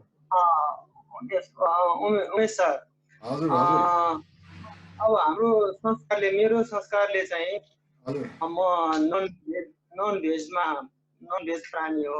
अब अहिले कुराहरू बुझ्दै जाँदाखेरि चाहिँ नन भेज चाहिँ ठिक छैन हाम्रो शरीरलाई। यो मतलब पस्नेदेखि लिएर अब प्राणी हिँड्दादेखि लिएर सबै छ भन्ने छ। तर मेरो संस्कारमा अब सानैदेखि नै त्यो खाइरहेकोले शरीर, मलाई चाहिँ मेरो शरीरले त्यो पनि ठिक अहिलेसम्म ठिकै लागिरहेको जस्तो छ। तर अहिले विचारमा गर्दाखेरि चाहिँ छोड्नुपर्ने हो कि भन्ने मलाई लागिरहेछ। त्यो संस्कार र अनि हाम्रो व्यवहारिकमा अलिकति त्यो म्याचिङ गरेर के गर्नु पर्ला भन्ने तपाईको सल्लाह। त्यही त मापदण्ड शरीर हो हैन। अब संस्कार भनेको चाहिँ हाम्रो मत मान्यता भयो। मत मान्यतामा मात्र रहेर अब कहिले काहीँ शरीरलाई लाभ भए जस्तो पनि हुन्छ, कहिले काहीँ हानि भए जस्तो हुन्छ, र अन्तिम विश्लेषणमा मत मान्यतामा रहँदा हानि नै देखिन्छ। मत मान्यताको सत्ता सत्य के हो त्यसमा चाहिँ हामी खोजेर पालना गर्नुपर्ने हुन्छ। अब जहाँसम्म अब मासुको सवाल छ, म मासु खाने गर्दिनँ हैन। माछा, मासु, अन्डा, दुग्ध पदार्थ मैले खाने गर्दिनँ। यो धेरै लामो समयदेखि मैले खाएको छैन। यो नखाँदा म तगडै छु, मजाले तगडा छु। सबै किसिमको शरीर सञ्चालन तगडासँग गर्न सक्छु, हिँड्न सक्छु, उकालो ओह्रालो होइन, हिमाल पहाड सबैतिर हिँड्छु, भाती बोक्न सक्छु, कुद्न सक्छु, सबै काम गर्न सक्छु। मैले चाहिँ खाने गरेको छैन। अब खाँदाखेरि अब माछा मासु खाँदाखेरि के हुन्छ भन्दाखेरि माछा मासुमा एउटा सबैभन्दा ठुलो कमी त्यसमा रफेज अथवा रेसा उज्जा चोकरको कमी हुन्छ, जसले चाहिँ हामीले खाएपछि मल निष्कासन गर्न अलिकति अप्ठ्यारो पर्छ। रेगुलर नियमित रूपले माछा मासु खानेहरूलाई, तरकारी कम खानेहरूलाई, सलाद कम खानेहरूलाई या नखानेहरूलाई, माछा मासु दाल गेडागुडी बढी खानेहरूलाई चाहिँ दिशा निष्कासन गर्न गाह्रो हुन्छ। दिशा निष्कासन गाह्रो भएपछि शरीरमा मल जम्मा भएर रगत फोहोर हुन्छ। फोहोर भएपछि हामी रक्त सञ्चालनमा अवरोध आउँछ। रक्त सञ्चालनमा अवरोध आएपछि ठाउँ ठाउँमा रगत नपुगेर, पोषण नपुगेर विभिन्न अङ्गको रोग उत्पन्न हुन्छ। त्यस कारणले अब हामीलाई निरोग आनन्द चाहिएको, शरीर ठिक हालतमा रहोस् भन्ने चाहिएको हुनाले जे गर्दाखेरि शरीरमा अप्ठ्यारो हुन्छ त्यो नगर्ने, जे गर्दाखेरि शरीरमा सजिलो भइरहन्छ त्यो गर्ने मापदण्ड शरीर हो होइन। म खान्न, तपाईँ खाने नखाने तपाईँ आफै निर्णय गर्नु। खाँदाखेरि अब हामीले अरूको जीव पनि हत्या गर्नुपर्छ, समस्या यो पनि छ। त्यहाँ विचार आफ्नो स्वास्थ्य आफ्नै हातमा, आनन्द पनि आफ्नै हातमा। विचार तपाईँ गर्नुहोस्। खाँदाखेरि चाहिँ अब कब्जियत हुन्छ, यो चाहिँ प्रष्ट कुरा हो। माछा मासु अन्डा खाँदाखेरि दुग्ध परिकारहरू खाँदाखेरि कब्जियत हुन्छ। कब्जियत भएपछि त हामीलाई अप्ठ्यारो पर्छ। अनि अब संस्कारमा जाने कि अब शरीरको सत्यमा जाने, त्यो अब तपाईँ आफैले निर्णय गर्ने विषय हो। मैले त सत्य मात्र राखिदिने काम मेरो हो। यो सत्य बुझेर तपाईँ के गर्नुहुन्छ, राम्रै काम गर्नु होला भन्ने चाहिँ मेरो अनुमान छ। राम्रै गर्नु होला। हजुर धन्यवाद। अनुपाजीले केही सोध्न लाग्नुभएको छ। हजुर हजुर। अनि सर यो माछा मासु खाँदाखेरि शारीरिक रूपमा त असर भयो, मानसिक रूपमा हामीलाई असर हुन्छ कि रिस उठ्ने त्यस्तो हुन्छ। अब अर्को एउटा पनि क्वेसन, हामीले दिनमा 2 छाक खान जरुरी छ कि 1 छाक खाए पनि हाम्रो शरीरलाई पर्याप्त हुन्छ? यसको जवाफ त मैले अघि नै दिइसकेका थिएँ है। अब माछा मासु खाँदाखेरि रिस पनि उठ्छ कि भन्ने कुरा अब त्यही त अरूलाई मारेर खानुपर्ने कुरामा यो विषयमा मनमा अलिकति असर त परिहाल्छ होइन। माछा मासु कहाँबाट आउँछ भने अरू जीवको हत्या होइन, रातै रगत बग्ने जीवहरूको हत्या गरेर उपलब्ध हुने हुनाले त्यसमा विचारमा केही न केही असर त परिहाल्छ। जतिसुकै पर्दैन भने पनि केही न केही असर परिहाल्छ। त्यसकारण त्यो पर्छ नै। अर्को कुरो अब यो अर्को कुरो के भन्नुभयो मैले? 2 छाक खानुपर्छ हामीलाई कि 2 छाक खान जरुरी छ कि 1 छाक पनि पर्याप्त हुन्छ हाम्रो त्यही शरीर? त मैले यो पनि अघि नै भनिसकेँ हो। 2 छाक अब खानुहुन्छ त्यो पनि ठिक छ। अब 1 छाक खाने मान्छे चाहिँ थोरै मात्र देखिया छ। तपाईँ सक्नुहुन्छ भने 1 छाकमा तपाईँको शरीर सबै हिसाबले मेन्टेन भइरहन्छ भने 1 छाक खाए पनि पुग्छ। तर कम्तीमा 2 छाक खाँदाखेरि चाहिँ अब सामान्यतः हाम्रो सबै किसिमका शारीरिक गतिविधि सञ्चालन गरिरहन सक्छौँ। बढीमा 3 छाक र कहिलेकाहीँ परिआउँदाखेरि 4 छाक पनि खान सकिन्छ। त्यसकारण छाकको कुरो शरीरलाई मापदण्ड बनाएर निर्धारण गर्नु। तपाईँ फोटोमा देखिरहनु भएको छ, तपाईँको तौल चाहिँ अलिक बढी छ जस्तो लाग्छ। अब यो बढी भएको अवस्थामा चाहिँ तपाईँले चाहिँ अलिक खाना कम गर्दाखेरि चाहिँ उचित होला भन्ने। अब फोटो जस्तो तपाईँ छ कि छैन मलाई थाहा छैन। यदि फोटो जस्तो हुनुहुन्छ भनेदेखि कम खाँदाखेरि बेस हुन्छ। अनि डाक्टर साहब मलाई अब यो कुरा गर्दा एउटा चाहिँ जुन अब मापदण्ड शरीर भन्नुभयो र वस्तुगत रूपमा हेर्ने भन्नुभयो होइन। अब कस्तो हुन्छ भने कहिलेकाहीँ चाहिँ हामी खाने पिने अथवा चाहिँ विचारकै कुरा गरौँ, आहार विहार विचारकै तिनैवटा कुरा गरौँ, त्यसको इफेक्ट चाहिँ प्रत्यक्ष रूपमा प्रकट हुने चाहिँ अलिक पछि हुन्छ। तर चाहिँ भित्रैभित्र चाहिँ प्रकट नहुने तर भित्रैभित्र चाहिँ खाइरहेको अथवा बिग्रिरहेको अवस्थाहरू चाहिँ हुन्छ। र हामीले अब शरीरलाई मापदण्ड बनाउँदै ढिलो भइसकेको हुन्छ। अब त्यो अवस्थामा यसलाई कसरी चाहिँ हजुर हजुर। अब यो तपाईँले भन्न खोजेको मैले बुझेँ होइन।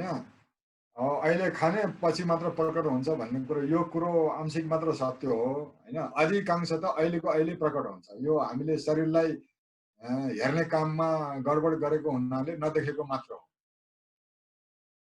खानाको मात्रा अलिकति बढी खाना साथ पेटमा अप्ठ्यारो हुन्छ। यो कुरा हेरेपछि थाहा हुन्छ। हेर्ने काम अधिकांश मान्छेले यो हेर्ने काममा कमी गरिरहेछ। यो अर्कै किसिमले कुरा बुझ्नाले कमी भइरहेको छ।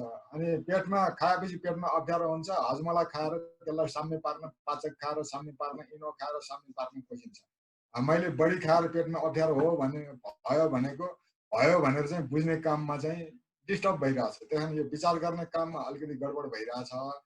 खाएर पेटमा अप्ठ्यारो हुनासाथ कुरा बुझ्नु पर्यो कि मैले खाएको मात्रा बढी भयो, कि मैले खाएको तरिका मिलेन, कि मैले चपाएर खाइनँ, कि मैले समय अन्तर कम गरेँ खानाको, हैन 2-2 घन्टामा खाएँ या 1-1 घन्टामा खाएँ या 3 घन्टामै खाएँ या भारी आहार खाएर 4 घन्टामै फेरि अर्को भारी आहार खाएँ। यो हेरेपछि देखिन्छ। अब हेर्ने काम चाहिँ गर्नुपर्छ। त्यहाँदेखि यो तत्कालै देखिने कुरा हो। अधिकांश त कुनै कुनै कुरा पछि देखिने होला, तर अधिकांश त खाएपछि तत्कालै हाम्रो पेटमा असर पर्छ। पेटमा असर परेपछि टाउकोमा असर पर्छ। यो त देखिने नै कुरा। आज खाएपछि भोलि दिशामा असर पर्छ, मल निष्कासनमा असर पर्छ। अब कतिपय खानेकुरा यो खाएपछि अब चिसो खायो, जस्तै चिसो खायो भने केही समयपछि नै तपाईँको नाकमा असर पर्छ, श्वास प्रश्वासमा असर पर्छ। यो कुरो तत्कालै अधिकांश त तत्काल नै देखिन्छ। त्यसकारण ज्ञानेन्द्रजीलाई म अनुरोध गर्छु र ज्ञानेन्द्रजी मार्फत सबै अरू मित्रहरूलाई पनि म अनुरोध गर्छु, हामीले आफ्नो शरीरलाई हेर्ने गरौँ, पेटलाई हेर्ने गरौँ, टाउकोलाई हेर्ने गरौँ, मल निष्कासन गर्दा के हुन्छ त्यो हेर्ने गरौँ। त्यो हेऱ्यो भनेदेखि खाएर के हुँदो रहेछ भन्ने कुरो अधिकांश त हामीले तत्कालै बुझ्न सक्छौँ। एकै दिनमा बुझ्न सक्छौँ, 1-2 दिनमै बुझ्न सक्छौँ। धेरै समय कुरिरहनु पर्ने अवस्थै आउँदैन भन्ने चाहिँ मेरो अनुभव छ। हजुर, भनेपछि अध्ययन चाहिँ आफ्नो शरीरको हेरिराख्नु पर्यो, आफूलाई हेर्नु पर्यो, शरीरलाई हेर्नु पर्यो। हजुर, अब हामी सबैले सक्छ। यो सबै अनपढदेखि धुरन्धर विद्वान सबैले यो गर्न सक्ने काम हो। हजुर, अब हामीसँग समय करिब करिब अन्तमै पुग्यो। हामी अब फाइनल एउटा क्वेसन चाहिँ यदि छ भने लिन्छौँ, नभए अब हामी चाहिँ अन्त गर्नेतिर चाहिँ जान्छौँ होला। कसैको प्रश्न छ भने हामी यो लास्ट एउटा मात्रै क्वेसन लिनलाई हामीसँग समय हुन्छ। होइन भने अब हामी अब क्लोजिङतिर लागौँ होला। डाक्टर साहबले चाहिँ यो एकदमै आधारभूत कुरा चाहिँ बुझ्नुपर्ने र यो बुझिसकेपछि स्वस्थ हुनलाई चाहिँ आफ्नो स्वास्थ्य चाहिँ आफ्नो हातमा लिनलाई अत्यन्त सरल र अब नलिबन नहुने यही नै मात्रै उपाय हो भन्ने खालको जुन जोडका साथ चाहिँ उहाँले भन्नुभयो। आहार विहार विचारमा चाहिँ कसरी चाहिँ उचित बनाउने र आहार विहारलाई पनि उचित बनाउनको लागि चाहिँ विचारको रोल भनेको हामी विचार चाहिँ प्राय चाहिँ मत मान्यता अनुसार अब कुनै किताबमा पढाए हुन्छ, कुनै ठुलो मान्छेले भनेको आधारमा अथवा कहीँ केही भनेको आधारमा भनेर हामी चाहिँ वस्तुगत कुराहरूलाई चाहिँ त्यसलाई वास्ता नगरिकन त्यसरी पनि कतिपय भइरहेको हुन्छ। र यो अब प्रसङ्ग अहिले कोरोनाकै कुरा गर्ने हो भने पनि अहिलेको चाहिँ धेरै कुरा डाक्टर साहबको चाहिँ फेसबुकमा पोस्टहरू चाहिँ आइरहेको हिसाबले हामीलाई रियलाइज हुन्छ। र कतिपय चाहिँ यो मत मान्यता र विभिन्न चाहिँ यो इन्फर्मेसन भन्ने नाममा चाहिँ त्यसको पछि लागिरहेको भने वस्तुगत अवस्था हेऱ्यो भने साँच्चै नै महामारी यसलाई भन्न लागेको छ कि छैन, यो साँच्चैको महामारी पनि हो कि होइन भन्ने चाहिँ अब प्रश्न त उठि नै रहेको। डाक्टर साहबले त सुरुदेखि नै प्रश्न उठाइराख्नु भएको हो। अब चाहिँ जनमानसमा पनि उठ्न थालेको छ, तर चाहिँ अझै पनि अब यो साँचो रूपमा चाहिँ आइरहेको छैन। यो चाहिँ एकदम धेरै अलमलको अवस्थाहरू छ।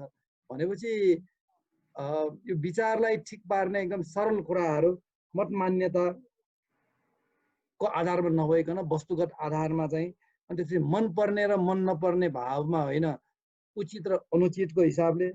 अनि अब हाम्रो अब विचारको आधारमा चाहिँ आउने जुन रिस उठ्ने, चिन्ता हुने, त्यो चाहिँ हामीले अहिलेसम्म संस्कारको रूपमा आइरहेको भएर हामीलाई यो स्वभावै हो कि यो भनेको कहिले पनि जानै नआउने हो कि हामी जन्मै जात आएर यो हाम्रो जीवनभरि जहिले पनि यो रहिरहने खालको चाहिँ प्रवृत्ति पो हो कि यो भन्ने चाहिँ हामीले लागिरहेछ। त्यसैले यो रिसको बारे पनि सोच्नुपर्छ अथवा रिसको बारे पनि कुरा गर्नुपर्छ अथवा चाहिँ चिन्ताको विषयमा पनि हामीले यसरी चर्चा गर्नुपर्छ भन्ने कतिपय धेरै प्राय मान्छेहरूलाई यो यसरी चाहिँ सोच्ने चाहिँ चेतना चाहिँ मैले पाएको छैन। र रिस र चिन्ता भनेको यो त स्वाभाविकै हो नि, यो भन्ने चिज पनि हामीले हटाउन सक्ने अथवा चाहिँ यो लिने नलिने भन्ने कुरा हो, यो त स्वाभाविक आउँछ जान्छ भन्ने खालको चाहिँ यस्तो खालको चाहिँ बढी मैले चाहिँ पाएको छु भने यदि हामी उचित विचारको जुन भर्खरको 2-3टा की कुराहरू चाहिँ मा अलिकति होस पुर्यायौँ भने रिस मुक्त भएर पनि हामी बाँच्न सक्छौँ, चिन्ता मुक्त भएर पनि बाँच्न सक्छौँ। हामी कुनै अवस्थामा हामी रिसाउँछौँ अथवा कुनै अवस्थामा चिन्ता लिन्छौँ, तर हामीले के बुझिरहेको हुँदैनौँ भन्दाखेरि त्यो रिसाएर अथवा चिन्ता लिएर त्यो हाम्रो प्रतिकूल अवस्था अथवा हामीले नचाहेको अवस्था चाहिँ समाधान त आउँदैन र आइरहेको छैन, बरु आउनुभन्दा पनि झन् बिग्रेको मात्रै हामी पाउँछौँ। र यसरी अलिकति यसमा चाहिँ अब्जर्भ गर्यो भने अब रिसाउन आवश्यक छ कि छैन, अब रिसाउने आफै आउने हो कि होइन भन्ने खालको यो कुराहरू चाहिँ आफै नै यसमा विचार गर्नुपर्ने, अनुसन्धान गर्नुपर्ने खालको चाहिँ छ। र अनुसन्धानको विषयमै भर्खर भन्नुभयो, अनुसन्धान अन्त कहीँ गएर चाहिँ होइन आफ्नै शरीर र आफ्नो चित्तको अवस्थालाई नै हेरेर नै चाहिँ यो चाहिँ बुझ्दै जानुपर्ने कुरा हो। जुन चिज चाहिँ कुनै ठुलो डिग्री र कुनै ठुलो युनिभर्सिटीमा गएर पाउँछ र त्यहीँ गएर मात्रै पाउनुपर्छ भन्ने खालको होइन यो। जसले स्कुलै नगएको व्यक्तिले पनि यति हामीले होस पुर्याउन सक्यो भने यो आरामसित निरोग आनन्दको चाहिँ जीवन चाहिँ जिउन सकिन्छ भन्ने सरको चाहिँ यो एकदमै महत्त्वपूर्ण, एकदम होस पुर्याउनलाई यसले धेरै नै चाहिँ सहयोग दिन्छ। र बेला बेलामा हामी चाहिँ यो कुरा चाहिँ पढ्छौँ, सुन्छौँ र अझै पनि हामी यो चाहिँ अभ्यास चाहिँ गरिराख्छौँ। र यसको लागि चाहिँ सबै यहाँ उपस्थित सबै चाहिँ हाम्रो झन्डै चाहिँ 35 जना चाहिँ साथीहरू जुममा हुनुहुन्छ भने यो फेसबुकमा पनि झन्डै 7-8 जनाले चाहिँ हेरिराख्नु भएको छ भने सबैले चाहिँ यसमा चाहिँ विचार गरौँ होला भन्ने चाहिँ कुरा राख्दै आजको कार्यक्रममा सहभागी हुने सबै साथीहरूलाई धेरै धेरै धन्यवाद दिन्छु। र विशेष त उमेश सरले यो स्वस्थ हुने उपाय चाहिँ उहाँ आफै पनि त्यो स्वस्थ जीवन चाहिँ जिराख्नु भएको छ र धेरै चाहिँ उहाँको चाहिँ शिक्षा र उहाँको चाहिँ यो कुरा अनुसार चाहिँ अब अनुसरण गरिसकेपछि र आफूले अभ्यास गरिसकेपछि त्यो चाहिँ लाभ लिइराख्नु भएको छ र उहाँलाई धेरै धेरै धन्यवाद र कृतज्ञता चाहिँ ज्ञापन गर्दै अब हाम्रो अर्को हप्ता मैले सोचेको यो विचारको विषयमा अझ थप चाहिँ कुराहरू चाहिँ गर्न के होला उमेश सर, हाम्रो अर्को हप्ता हुन्छ अब गर्न सकिन्छ, समय मिलाएर हामी गरौँला नि त। हजुर, अब यसमा आज बेसिक फ्रेमवर्कको कुराहरू चाहिँ भयो र उमेश सरले यसभित्र पनि अझ केही डिटेलमा चाहिँ जाने हिसाबले हामी अर्को हप्ता पनि यो विचार र स्वास्थ्यमै फोकस भएर चाहिँ एउटा सेसन चाहिँ हामी अर्को हप्ता पनि गर्छौँ होला। र यति नै भन्दै सबैलाई धन्यवाद दिँदै उमेश सरलाई विशेष धन्यवाद दिँदै आजको हामी पनि धन्यवाद। अब सबै मित्रहरूलाई नमस्कार। आफ्नो स्वास्थ्य आफ्नै हातमा लिउँ, उचित आहार विहार विचार गरौँ र मूलत आफ्नो डाक्टर आफै हुँ भन्ने अनुरोध गर्दै सबैको कल्याण होस्, सबैको कल्याण हुने काममा हामी सबै सहभागी भइरहौँ भन्ने अनुरोध गर्न चाहन्छु। नमस्कार, धन्यवाद।